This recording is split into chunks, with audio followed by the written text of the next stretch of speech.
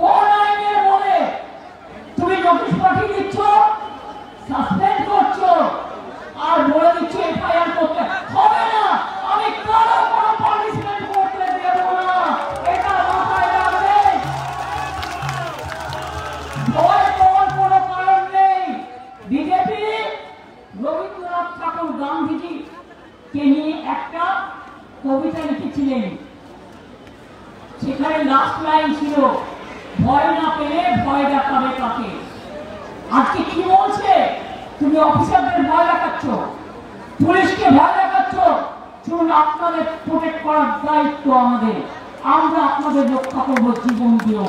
কোনো চিন্তা করবেন না, কেউ হতাশ হবেন না। 2 মাসের জন্য ইলেকশনে আপনারা আসেন, আবার উড়ে চলে যান বসন্তের কোকিলের মতো। এখন ইলেকশনের অনেক দেরি আছে,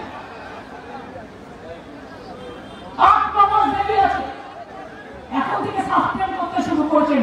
হরিদাস সব কিচনার সব বিজেপির বন্ডেড নেবারেরা, বিজেপির বন্ডেড নেবার।